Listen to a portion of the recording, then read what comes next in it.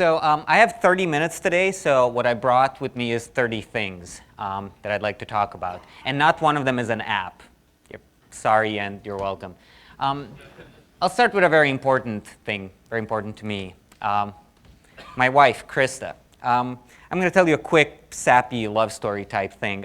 11 years ago, I met her, and the night that we met was one of those nights where it's a magical time after everyone else has left the party and it's just the two of us and we're just talking in a room and talking and talking and talking and we just don't want it to ever end. And we talked about everything basically that we could possibly think of at that point. It's just one of those nights where you want to like pour out the entirety of your personality into the other person's head and hope that everything you share finds either like a sibling there, like something they already know or already think or already agree with, or like a home, like a new place for it, so that from this point on, this person also knows this thing and cherishes it as much as you do. The next night that we met, we ended up watching two movies. One was amazing, and one was amazingly bad. And this is, it's kind of a metaphor for our relationship. Not that it's amazing and amazingly bad, but something about the sort of the weird duality of these two almost random things. Like they're almost random, it's just what I happen to have to watch. But when you look at it sort of, with the benefit of those 11 years that have passed, it sort of makes sense. It sort of does describe us. Just two weird things. And I want to talk about this, what happens when you combine two things, X plus Y. Both things that you like on some level. How do you get to a third thing? When I was saying that I was sharing things with Krista that night, and she was sharing back with me. When that happens, when you have that night, when you share it, you don't just tell the other person random stuff that's on your mind. You share what I think of as your secret weapons, things that are so you, so yours, that they're like inalienably yours. They belong to you. You have the right to discuss them with other people. And so what I'd like to do this morning is sort of have that night with you and show some things to you that are super dear to me and then kind of discuss them a little bit. So I'm just going to throw one of these up on the screen and we'll talk about it super briefly. If you know anything about Buckminster Fuller, you know the geodesic dome, right? And you know that he was kind of like a genius and also kind of a little wacky. And boy, if all you know is the geodesic dome, you don't know how genius and how wacky he was. This is a book, a little pocket-sized paperback thing called I Seem to Be a Verb, which is a great, bizarre title for a book. And it looks like this on the inside. This is just the opening spread. If you recognize the name Quentin Fiore, he designed Marshall McLuhan's The Medium is the Massage. So the whole thing is sort of a bunch of these spreads that have like this central essay. It's kind of a rambling essay by Fuller about how to build a future society, how to use invention and science and working together to build a better future. So that thing runs through it, but then it's broken up by these like photos and like little clips from newspapers and little quotes and anecdotes. And then when you're finished reading it in one direction, you get to read it in the other direction, upside down, all the green stuff in the bottom half.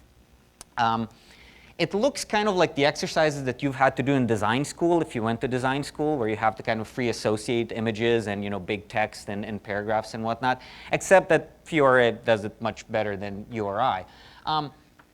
If today you like the work of Frank Chimero, which you should, this should be totally up your alley. So I suggest that you run over to Amazon and look up I Seem to Be a Verb. You'll be able to find a used copy, or really you should check your local bookstore. Because when you have this thing, it's going to be super cool for you, but it also is such a good secret weapon for like a conversation topic. It'll make you seem like a cooler person, which I need help with anyway. You probably don't. The next thing I'll put up is my favorite movie poster of all time, which I also think is objectively the greatest movie poster of all time. John Alvin's poster for Gremlins. Boy, is this thing good. John Alvin did a lot of incredible posters. He did posters for E.T., The Princess Bride, Aladdin, The Goonies, Cocoon, Empire of the Sun. And they all have this thing where he comes up with a visual metaphor of some sort, some sort of a visual story, and he puts it smack dab in the middle and kind of vignettes around it, and then the text and everything is very cleanly just above and below it. It's such a clean layout. What I love about this is you look at the scene. If you didn't know anything about the movie Gremlins, you be asking yourself, well, what's in that box? Is it good or is it evil? Does the person holding the box even know that it's in the box? The movie sort of kind of contains this scene, but not quite. This is actually much cooler than any individual scene in the movie, and it looks way better just because his rendering is so amazing. If you hit up Google Images and just search John Alvin movie poster, you will see some amazing ones. I love this intriguing visual metaphor, like suspenseful, thrilling visual metaphor thing, and I tried doing something like that on my tiny scale with the icon for my first game, The Incident, where, again, it's a scene. This character is looking up at the sky. There's some sort of spotlight. Something's coming from there, or something's interesting about it. He looks a little worse for the wear, like he's already been dealing with it for a while. You don't know what it is. Actually, if you play the game, you probably won't find out what it is anyway, and there's no spotlight in the game. But the point is to create a single visual metaphor that immediately makes you go, huh, and what next?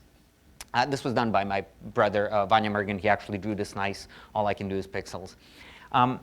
Here's another place where you can find incredible sort of centered, nicely rendered visual metaphors. I recently realized that covers to the Byte magazine, they had an era where they were kind of incredible. I really love these. I was saying somebody should do a coffee table book where they just sort of write about the art of these like they do about the art of Pixar or whatever.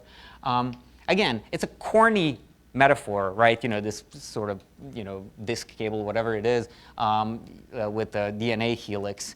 Or this one, which can you imagine a computer on your wrist? That's ludicrous. How would you use it? It doesn't make sense. How would you type? You have like robotics, it's alive, the computer's breaking out of the egg. Or this one, illustrating the dorkiest concept in all of computing, plain text. But look how amazing that makes it. It's like a puzzle, and it's large, and it's in the sky, and it's going through, some sort of, cutout thing. Such a cool scene. It's way cooler than the thing that it's actually illustrating. Again, hit up Google Images, look up Byte cover. There's a lot of huge scans of these, and they're kind of incredible. The next thing I'm going to show an image, even though what I want to talk about is not a visual thing per se. If anybody recognizes the beard and the hair, this is Alan Moore of Watchmen, V for Vendetta, From Hell, League of Extraordinary Gentlemen, yada, yada, yada. This picture is in a sort of second edition of the only novel he wrote. And I find that even people who love his work in comics probably haven't heard of his book. It's called Voice of the Fire. Again, you can look it up on Amazon or your favorite local bookstore. Here's one thing that I really love about it.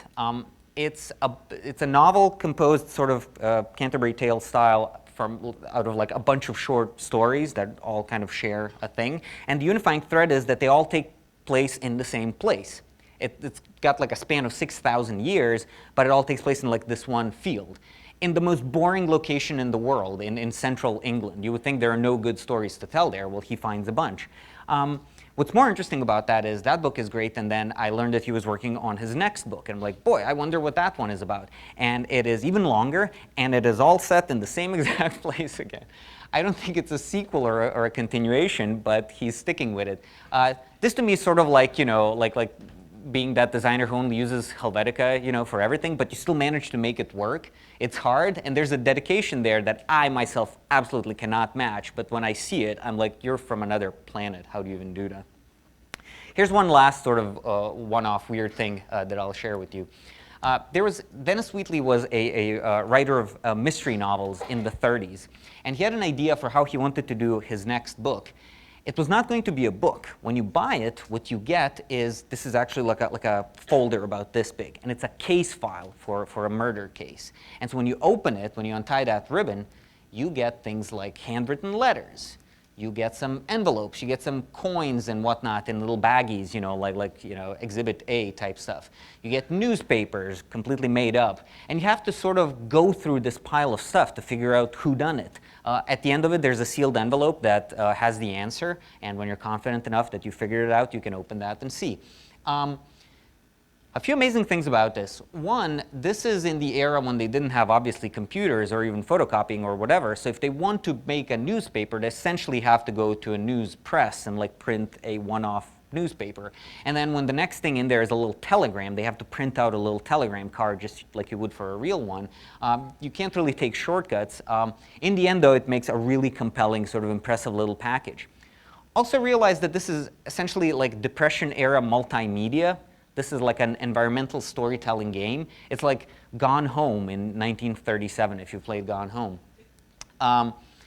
You can find them on eBay. They're not that expensive. They're all going to be super beat up, which if you're me, you'll love. I don't want a new one. They did a reprint, which sort of makes it all nice and like just turns all the physical stuff into just scans on pages. That misses the point completely. So these things that I've shown, they're kind of easy to get into in the sense that they're part of pop culture. They want you to like them. They want to be a product that you buy from the bookstore, and you can. Now I'd like to take a second to talk about something else. Serious business, not in the sense of suit and tie, but more like blood and ashes, like stuff that's sort of existentially concerned with the basic questions of humanity and with the sphere that, like, at its core, it's kind of dark and it's not going to end well. I like that kind of thing, and I don't think I can explain why. But I'll try basically, I'll share with you the final paragraph from my favorite short story, which is The Bucket Rider by Kafka. You don't have to know much about the story. It's short. All you have to know is that the protagonist is in trouble and asked a woman for help. And I'm going to read this out loud because we don't get enough fiction read out loud. "You bad woman," I shout back, while she, turning into the shop, half contemptuous, half reassured, flourishes her fist in the air. "You bad woman, I begged you for a shovelful of the worst coal, and you would not give me it. And with that, I ascend into the regions of the ice mountains and am lost forever." There's sort of a finality to that is so out of touch with like my everyday experience that it's really like, I don't have a death wish. I'm not a particularly like depressed or morose person or anything, but this is almost, you know how they say like when you know dark sort of mysterious people are like attractive? This is attractive to me like that. It's also, this is not concerned with like characters being compelling or the dialogue, whatever, being interesting. It's more about much more basic questions of humanity, a bit like how fairy tales are, where they talk about really kind of big concepts like revenge, family, things like that. Next one, if you thought me reading a paragraph from a story was bad, I'm going to do a poem. This is my favorite poem, and this is even darker, so sorry. It's by Stephen Crane from his The Black Riders and Other Lines, and it goes, "In the desert I saw a creature, naked, bestial, who, squatting upon the ground, held his heart in his hands and ate of it. I said, 'Is it good, friend?' 'It is bitter, bitter,' he answered, 'but I like it, because it is bitter and because it is my heart.'" That's like the darkest thing I've ever read. And I can't tell you exactly why I like it, but it gets me. I can't really relate to any of that, and I feel like being able to relate to art is one thing it can do, but the other one is that it can completely just hit you sideways where you did not expect it and you don't know what to do with it, and yet on some level it's compelling. This is from a collection. Stephen Crane you might know from having to read his book, Red Badge of Courage, in high school. And it's a good one. His other book is The Black Riders and Other Lines. It's a bunch of little poems like this, which are all really dark, untitled, really short. And I have a beat up old copy of it. And looking at it, like I do every now and then, I realized maybe sort of informed the design and the tone of another game I did called Black Bar, which looks like this.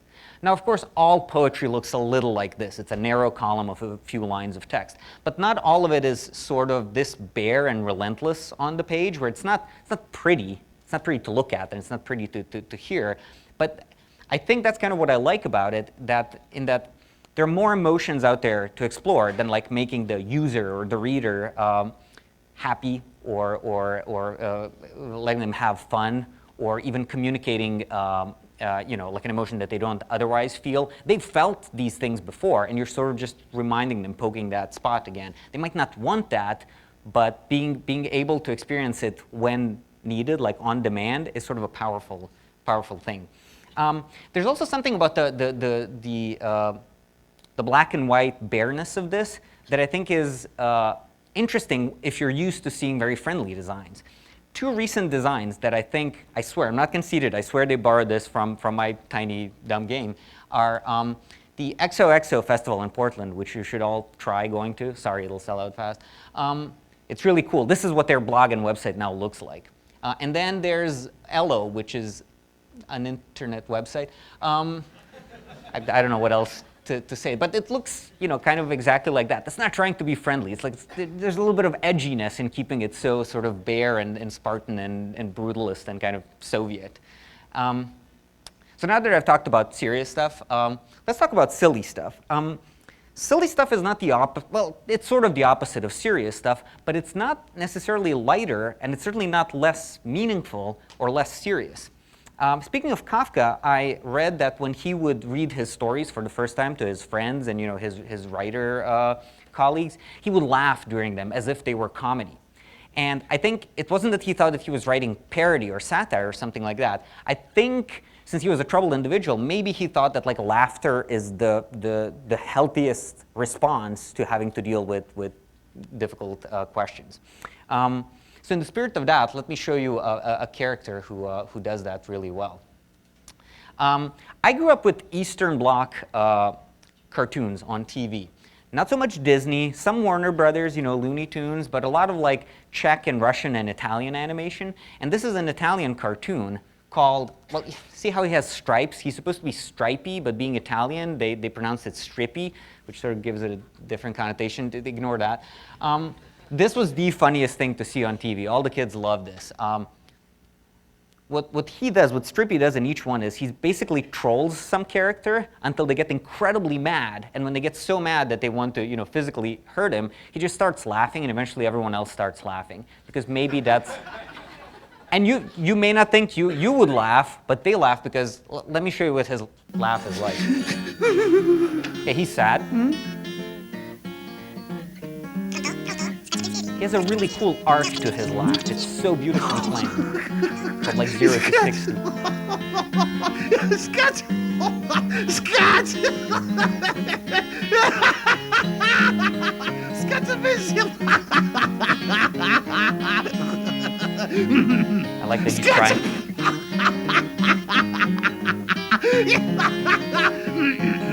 Scott's amazing!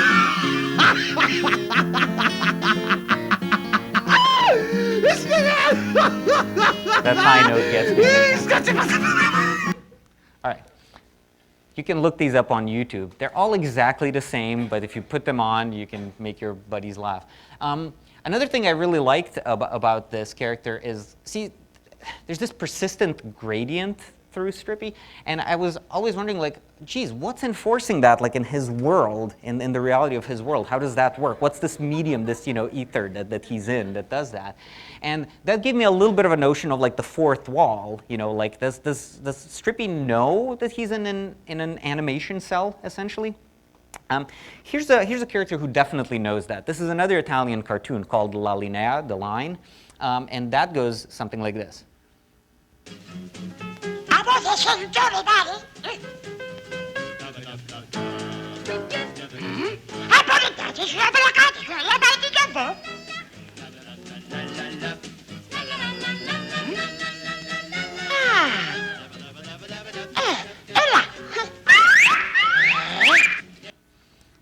You can check these out also on YouTube, La Linea.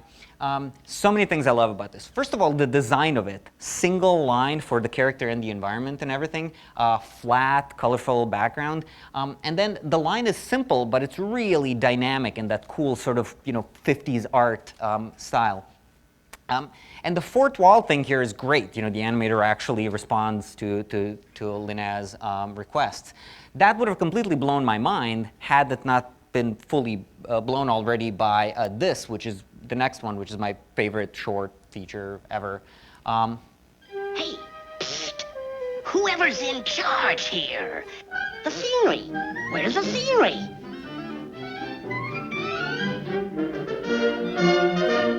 Stand back, musketeers! They shall sample my blade. Daffy's being trolled by the animator, right? And the entire thing is this very fourth wall breaking argument between Daffy and the animator, saying can we get this cartoon on the road? It's 1953's Duck Amuck by Chuck Jones.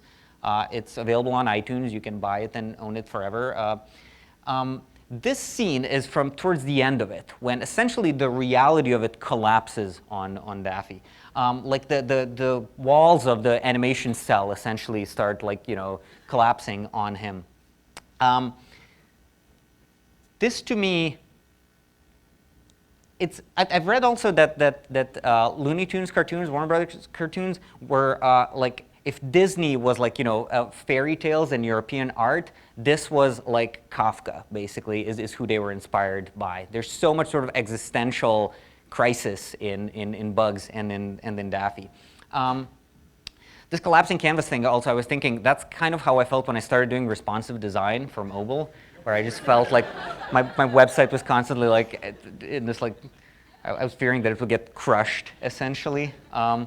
And if you're wondering who is trolling Daffy, you're going to have to check it out for the shocking twist at the end. So how does this relate to design? Well, these things I like to think have sort of informed my aesthetic, sort of sense. They didn't lead me to become a designer. I could have been anything else, but given that I am, they sort of do color how I look at things. And I'll tell you about the thing that did make me become a designer. It's not this next thing, but let's start with this next thing. You remember when Apple was sort of in hot water for stealing Swiss Rail's clock design? It's a good design, and I like it. The reason this didn't make me become a designer is that unless you're already a watch nerd, you look at it and you're like, yeah, it's a watch face. It looks like any other, right? It's got a red dot. But here's the thing that I saw in Switzerland when I was 13. I lived there briefly. I saw the logo for the Swiss Rail, which is actually called SBB CFFFFS is the full name. They have a lot of languages in Switzerland. They have to respect them all in public services. So check this thing out. I saw this on a train, and then I kept seeing it, as I sort of moved around there, and I was like, that is so cool. I mean, first, I sort of pat myself on the shoulder for realizing it's the Swiss flag with some arrows on it. There's that.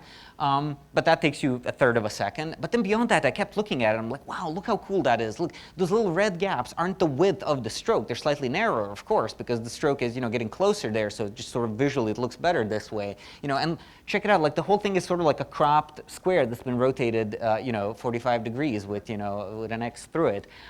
Just so much cool stuff in such a small space. And that's what, Swiss design is. By the way, if you do a biopic like about my life, don't have that scene where I decide to become a designer by seeing this, on a train in Switzerland at 13. Nobody's going to buy it. It's going to seem corny, even though it's true. Speaking of that, like European Swiss style of design, here's a completely unremarkable object that nevertheless has been very inspiring for me. My parents would have these in their, in the bathroom, and they had a bunch of other household products, but none of them were as cool as this. It's a little tin about this big of, a little hand lotion that just has the, the name and the, essentially identifying what the product is, and that's it. It's a very confident design. I wish that I were so confident about my designs that I'm like, it doesn't need more. This is enough. It also has a thing that when Steve Jobs asked for the next logo to be designed, he said, I like a logo to be like a little widget, where you can imagine it like a little pin, or a little thing hanging from something, or a sign on a building, or whatever. When I see logos nowadays that are like super long and very like off balance, that can be kind of cool, but some sort of very classicist part of me goes, that's not a little pin widget, I like that. And this thing just sort of feels like a really satisfying little object like that. When it comes to design, people often ask me like, hey, what book should I get, or what website do you read? And I always sort of hem and haw. I go, well, there's a lot of good books. It kind of depends on what you're into, just start doing it. But then I realized there is an answer that I should be giving. It's a book that was very important to me, and it's Wushi Swang's Principles of Two-Dimensional Design. You may have had to read this in art school. The reading is sort of a weird way to put it. It's a strange book. It's small, it's square, and inside are sort of very abstract discussions of like concepts in design. It doesn't discuss any actual designs. It doesn't have any real world, posters or brochures or whatever. It just has these very sort of chill chapters on like, let's talk about symmetry or balance or proportion or tension or weight. And having worked in this field for like 15 years, I can't give you a definition of symmetry still. I don't know. I don't even know how to identify it. Like, sometimes you'll show me a thing and I'm like, well, yeah, I can see a kind of symmetry there. But I'm glad to keep it that way because I'd rather just sort of keep those as points of discussion rather than like as a test. Like, yep, it's got tension. Good. So now that I've shown you a bunch of these things, let me get back to this x plus y thing. What did I mean by that? Recently, I was talking to a friend who was telling me about their next project, something that they're super excited to work on. And they sort of described it to me in terms of their influences, you know, how you can sort of break this down into its influences. And they said, oh my God, you think I'm a giant douche because I said x meets y meets z. And I says to them, it's the greatest creative strategy of our time. That one scene in The Player notwithstanding. If you've seen Robert Altman's The Player, there's a scene where people are sort of pitching movies as like, it's X meets Y, but it's like the Manchurian Candidate meets, you know, I don't know, a Meg Ryan movie or whatever. The reason I think it's the greatest creative strategy of our time is that pretty much everything we do is made up of things that we've previously encountered in our life. And I feel like it's something that we should just acknowledge and then work with it. I recently read a quote by the writer Cormac McCarthy where he said, books are made out of books.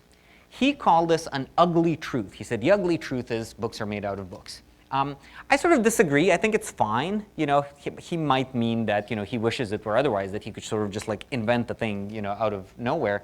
But I think it's better that we just, you know, accept it and work with it. There's that thing about how, you know, everything is a remix. You know, you're always sort of referring to previous art, previous work. And I'm okay with that. The one thing that I'd like to sort of argue for today, briefly, is that when we do that, first of all, that we're aware of it, that we're sort of building on things that have informed us as a person and as a creative person. And second, that when we do that, we sort of, when we remix the unremixed. Like, we don't need more covers of yesterday. It's cool. We've got a few hundred. And if you make books out of other books, you make them out of lesser known books. We don't need another Twilight. There have been plenty. We're good.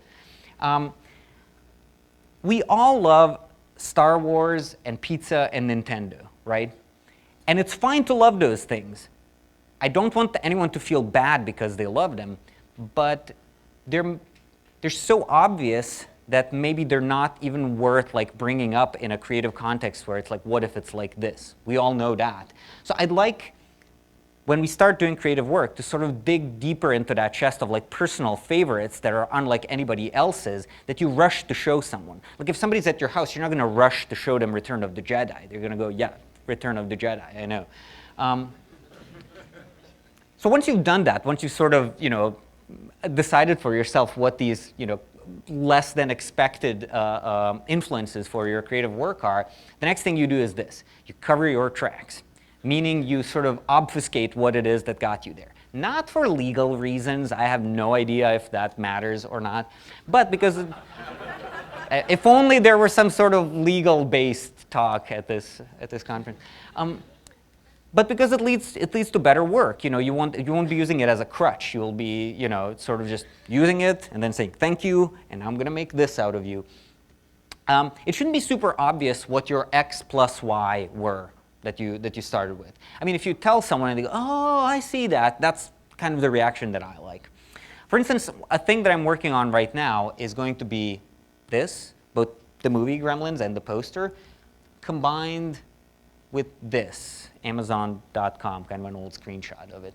I don't know if it makes sense to you right now how to combine those. It shouldn't. It should be a little bit like, huh? If I tell you that later after the thing ships, then maybe it'll make sense. Or another thing that I'm working on is essentially this combined with this. Hopefully when you combine unexpected things together in unexpected ways, you get this. You get something that completes the series that feels natural, like, oh, of course, you got that. But it's its own thing. It's not x plus y, it's not xy, it's z. It's something that then others can use to build on. So they can make W and A and B and C and so on. So about that night that I mentioned that Krista and I shared where we were sort of just throwing things at each other, you know, trying to tell one another like, this is me, these are things that are me. What are things that are you? Wow, we have some same things. What was the outcome of that? Like when we combined our x and y, what did we get? Well, as obvious as it sounds, often when you combine two people, you get more people. Right? So these are the people that we made. One is currently very silly and dramatic and smart. One is very sweet and cuddly for now. We'll see what happens. there was no predicting how they would turn out. Like, if you knew Krista and me really well, you still couldn't say, like, oh, I bet your kids will be like this. There are little tiny things we can see, little slivers, but it's not usually that obvious. What I hope for them as they grow up is that they're not only, healthier than us, more successful than us, kinder, better people than us, but that they also are different in a way where I go, I never thought you would do that. Cool. I want them to surprise me. And I hope that as we do creative work, that even with those people who know us well, who know what our influences are, where we're coming from, what we're all about, what we like, that we still find ways to surprise them with what we come up with in the end. Thank you.